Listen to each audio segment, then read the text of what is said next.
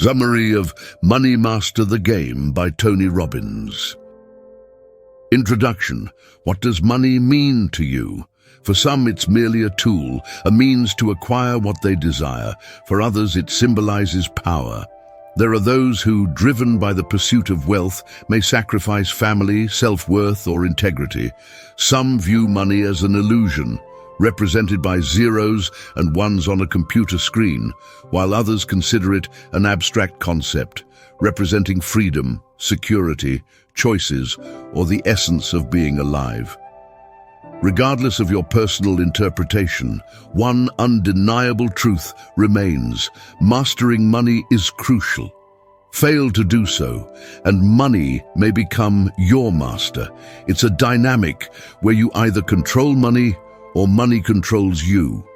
According to Tony Robbins, money is a game, a contest where financial masters emerge victorious. Figures like John C. Bogle, Warren Buffett, and Ray Dalio have amassed billions by mastering the intricacies of money.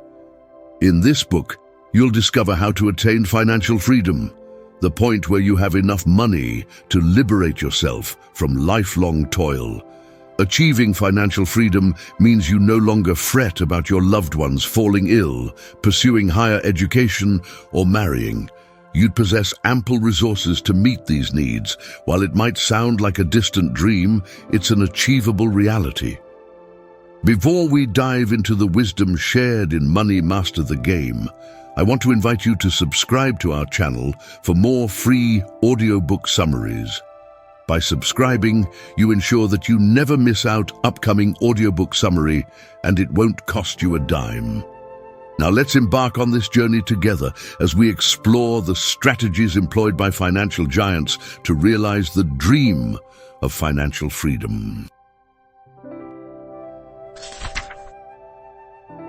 Make the most important financial decision of your life. Your parents probably said you need to study hard so that you will get a stable job. If you work hard, you can earn for your family and save enough money in the bank. But the truth is that decades of regular salary isn't going to buy you financial freedom. You still work for money, and there will always come a time when you will run out of savings. The way to financial freedom is through smart investing. Let's learn an important concept called compounding. It is when you let your investment grow without getting the interest. You add the interest every year to the principal amount. Compounding is the way to grow your money exponentially. Take, for example, the story of these twin brothers. William started investing at age 20. He saved $4,000 of his salary every year and invested it in a retirement account. William did this until he was 40 years old. He stopped adding to the funds, but his investment still grows by 10% annually. James, meanwhile, only started investing at 40 years old. He also invested $4,000 a year at 10% interest. Now, William and James are already 65 years old. In total, William invested $80,000, that is $4,000 every year from age 20 to 40. James, meanwhile, invested a total of $100,000, that is $4,000 every year from when age 40 to 65. Who do you think became richer? Who earned financial freedom for his family? Is it William or James? By their 65th birthday, James only earned a total of $400,000, while William has $2.5 million, that's right. William got 600% more earnings from his investment. How did this happen? William's $4,000 multiplied by 10% on the first year became $8,000 multiplied by 10% in the second year. Even when William stopped adding funds when he's 40, his money still grew by 10% with each passing year. That is the power of compounding. The lesson is that the earlier you start investing, the better. William gained financial freedom because first, he started investing earlier. Second, he never got out his interest no matter what happened. And third, he consistently added $4,000 every year for 2 decades. Hopefully, after reading this book, you will start your own investment. Remember about compounding. Do not take out and spend your interest. Let your money grow. Let your money work for you while you sleep. That's the first step to become a financial master.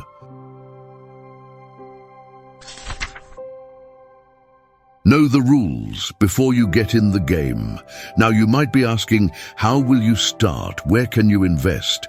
Do you need the help of brokers or financial advisors? Tony Robbins says no. There are many so-called experts out there who are eager to get a chunk of your money. For example, you want to invest in mutual funds. You heard of a big brokerage firm who will manage your money for you in exchange for a fee. You wouldn't have to think anymore as to where to invest and how much. The broker will do all the hard work for you. Sounds like a great bargain, right? But in reality, this is not true. You will give 100% of the capital and get 100% of the risk. The broker will ask 60% of your earnings as his fee. It doesn't matter. If you win or lose money, you still need to pay the broker for doing his job. It seems absurd, but 90% of Americans who invested in mutual funds have already agreed to these terms. The brokers get 60% or more of their life investments. $13 trillion is the amount invested in mutual funds worldwide. Imagine how much of it goes to the pocket of brokers. How is it that so many people agreed to these unfair terms?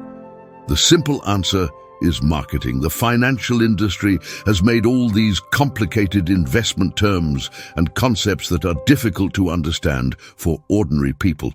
That is, so you would need to hire an expert to decode everything for you. Besides, the Financial News reports every tick of the stock exchange monitor. They make it so exciting so that the potential investor listening at home will be convinced to put in as much money as soon as possible. In the end, it is the firms and the brokers who earn. If you have seen the movie The Wolf of Wall Street starring Leonardo DiCaprio, you might get a better idea. Leonardo and his broker friends throw big parties, buy drugs, and just do whatever they want, all paid from the investors' money. The question now is, where should you invest? Who should you trust? You can make yourself smarter. You can learn the trade, read books, and get wisdom from the masters like Warren Buffett and Ray Dalio. The lesson here is that before you join the game, you must know the rules. Here is an important rule you need to learn. Invest in index funds. A stock index is simply a basket of stocks. S&P 500 is an example of an index. It's a list of the 500 leading companies in the US, as chosen by Standard & Poor's. Among the companies included are Microsoft, Apple, Facebook, and Amazon. If you invest in an index fund, you will own a piece of each of the top 500 companies. Why is index fund one of your best options? First, because you are sure that these companies will not be bankrupt anytime soon. Second, the risks are low, the costs are low, and the returns are steady. Third, you would not need to hire a broker to choose which stocks to invest in. S&P has already picked the best of the best. What's the price of your dreams? How much money do you think you need to gain financial freedom? How much money do you think is enough for you to fulfill all your dreams? Is it $1 million or $10 million or $100 million maybe? In this chapter, you will learn that you don't need a huge amount of money to live the life you've always wanted. Financial freedom is totally achievable for you. On one of Tony Robbins' seminars, he asked people how much money they need to live a happy, comfortable life. A young man in his 20s raised his hands and answered $1 billion. The crowd was surprised. That's an enormous amount.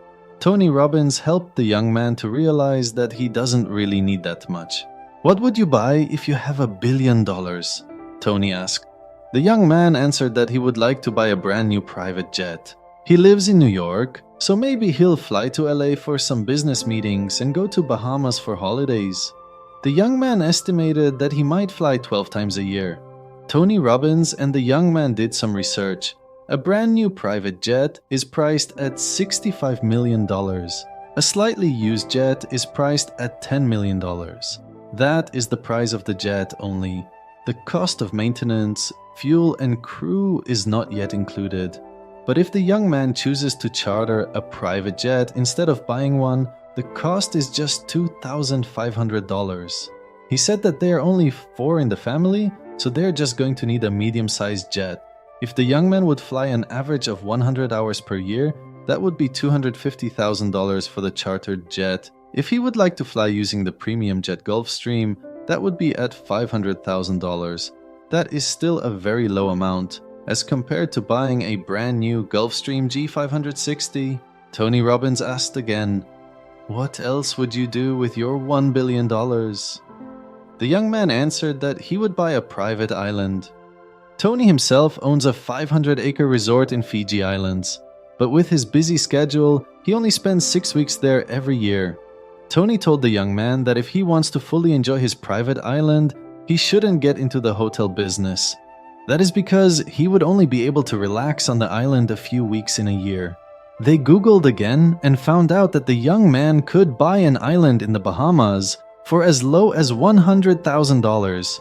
Then he would need $40 million to develop it into a resort. But the alternative is that the young man could rent Necker Island Resort, for example, which is owned by Richard Branson. The cost for 1 week stay is only $350,000. The young man could bring all his family and friends. A staff of 50 people will accommodate whatever they need. If he rents Necker Island 1 week every year for a decade, that would only cost him $3.5 million. So if you sum it up, the young man only needs $10 million to live the life of his dreams. With that money, he could enjoy holidays with his family and friends, flying in a private jet and relaxing on a private island. It turns out that the young man only needs 1% of $1 billion to gain financial freedom. If he learns how to be a smart investor, he could definitely achieve it. Asset allocation. How can you possibly get $10 million? How do you invest smartly? The answer is asset allocation.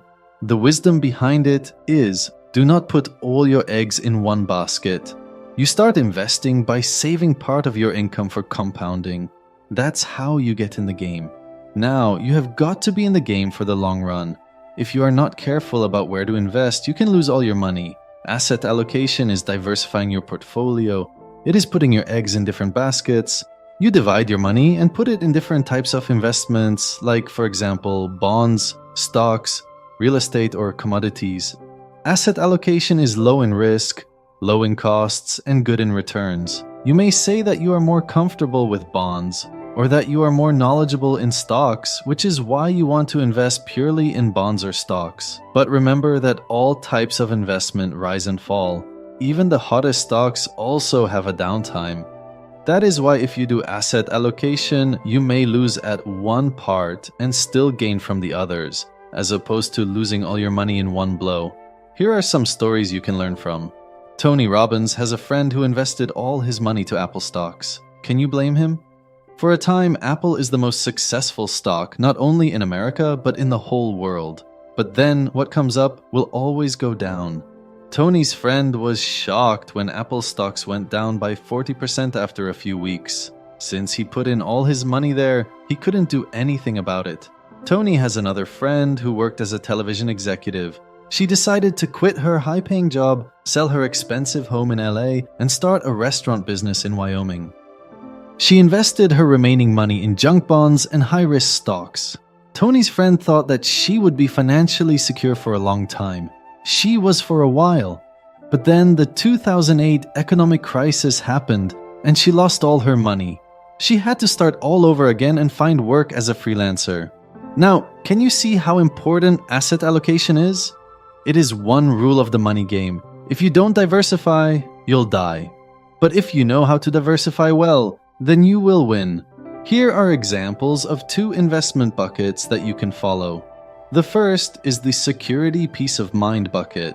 It is a diverse portfolio where your money is safe, though it doesn't grow quickly. The second is the risk growth bucket. It is where there's higher risk but quicker chances of growth. Here are the types of assets inside the security peace of mind bucket. First is cash or cash equivalents. This is your savings account. You can easily withdraw it and spend it for whatever you need. Even if the interest rate is very low, at least you can use this asset in times of emergency. For example, in the 2008 economic crisis, all banks stopped operations. People could not lend money or liquidate their stocks. Those who invested in real estate could not sell. That's why it's best always to have cash in your account. Second is bonds. It is also called fixed income investment. When you buy a bond, you have an agreement with the government or a company that they can borrow your money and return it on a specific date with fixed interest. Third is CDs or certificate of deposits. In this type of asset, you are the one lending money to the bank. The bank borrows your cash and returns it on a specific date, also with fixed interest. However, it is a time deposit. You cannot withdraw your money until the date set on the CD. Fourth on the list is a life insurance policy. You got to have insurance, especially for your family. Whatever happens to you, at least you are sure that your family will be provided for. Can you see how this investment bucket gives you security and peace of mind? Your money will grow in it slowly but surely. But if you are the kind of investor who wants a little thrill or excitement, then you can go for the risk growth bucket. In this bucket, there is the possibility of higher returns, but also higher risk. You will win some, but also lose some. Here are the types of assets inside the risk growth bucket. The first is ETFs or exchange-traded funds. ETFs are a collection of stocks like index funds or mutual funds, but the difference is that in an ETF, you can trade the stocks just like owning them individually. You can buy or sell stocks anytime you think is profitable for you. However, you have to take note that this activity is trading and not investing. Each time you buy or sell, you need to pay a corresponding fee. The second is high-yield bonds. They are also called junk bonds because they are the ones with the lowest safety ratings. These bonds are high yield but also high risk. The third is REIT or real estate investment trusts. REITs are companies that own income-generating real estate. They sell shares of the funds to individual investors. You can trade REITs just like stocks. You can earn dividends without actually managing the properties themselves. The fourth is commodities. These include gold, silver, and oil. It is good to have gold in your portfolio because it will protect you against inflation. It also makes your portfolio more balanced or diversified. The all-season strategy. In the previous chapter, you learned how to diversify your portfolio. Do not put your eggs in one basket means do not put your money in just one type of investment. It's better to have a bucket with different kinds. If you want more safety, you can go for the security peace of mind bucket. But if you're okay with some risks, you can invest in the risk growth bucket. In this chapter, you will learn another amazing portfolio which you can adapt. This might be the most brilliant portfolio yet. It is called the all-season strategy. It is conceptualized by Ray Dalio, who is the founder of Bridgewater Associates, the largest hedge fund in the world.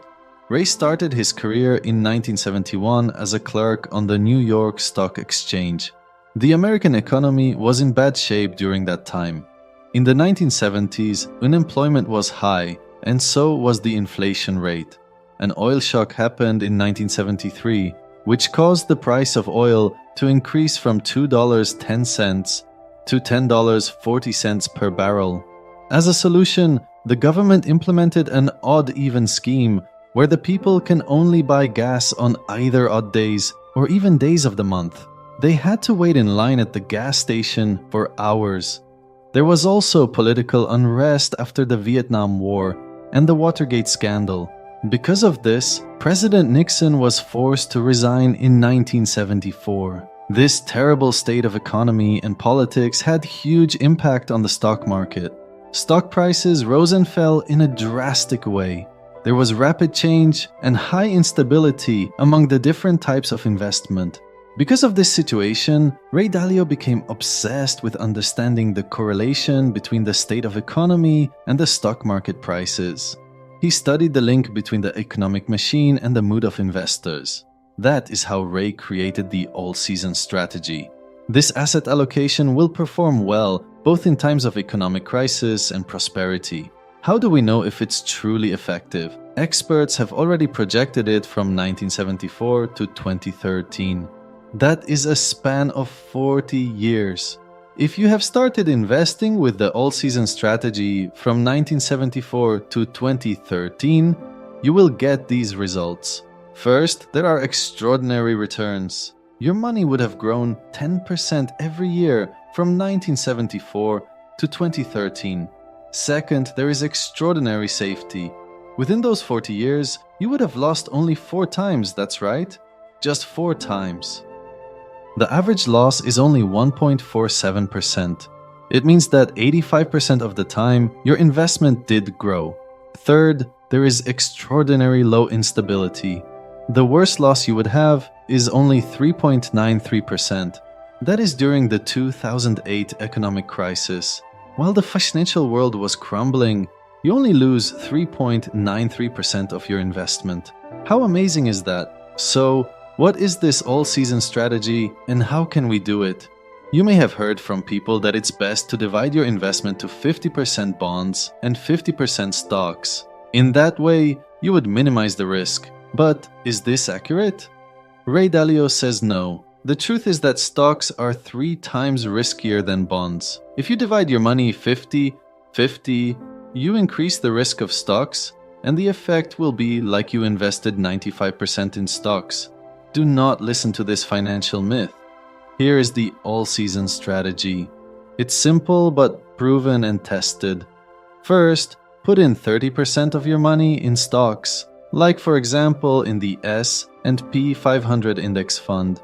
It may seem a low percentage, but remember that stocks are 3 times riskier than bonds. Second, put 15% in intermediate bonds and 40% long-term bonds.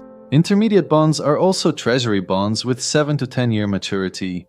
Long-term bonds, meanwhile, are treasury bonds with 20 to 25 year maturity. Why such a big percentage? It's because bonds balance the risks of stocks. According to Ray Dalio, 45% in long-term bonds increases your chances of higher returns. Third, put in 7.5% in gold and the remaining 7.5% in commodities. Price of gold and other commodities rise when there is rapid inflation. You will be safe even if bonds or stocks might be low during that time. Ray Dalio has a final reminder about the all-season strategy. It must be rebalanced. It means that if one type of investment does better than the others, you must sell a portion of it and achieve the original allocation once again. In fact, it is best to rebalance your portfolio every year. Conclusion. So how do you gain financial freedom? How do you enjoy a life free of financial worries? You have got to start investing. If you have saved a portion of your salary in the bank, now is the perfect time to start. In this book, you learned about compounding. The earlier you start, the better. You should discipline yourself to always add a constant amount every year and never cash out the interest. You learned about financial myths. You don't need a broker to make decisions for you. Educate yourself. An index fund, for example, is a diverse portfolio with low risks and good returns. You learned that you don't actually need to become a billionaire to live like one. You can rent a private island or charter a jet. The dream life you want is within your grasp. You learned about asset allocation. Never put your eggs in one basket. It is better to invest in a bucket with different type of assets. You can go for the slowly but surely security peace of mind bucket or the adventurous and exciting risk growth bucket. You learned about the all-season strategy. It is a genius portfolio which will protect your money from the wild turns of the stock market. To recap, that's 30% stocks, 15% intermediate bonds, 45% long-term bonds, 7.5% gold, and 7.5% commodities. Remember to rebalance the allocation every year for continued effectiveness. Are you still scared of investing? Hopefully not. This book has given you the basic rules of the game. You even learned a few master techniques. Believe that you can do it. If you ever find yourself lost, you can always go back to this book and the wisdom of financial masters.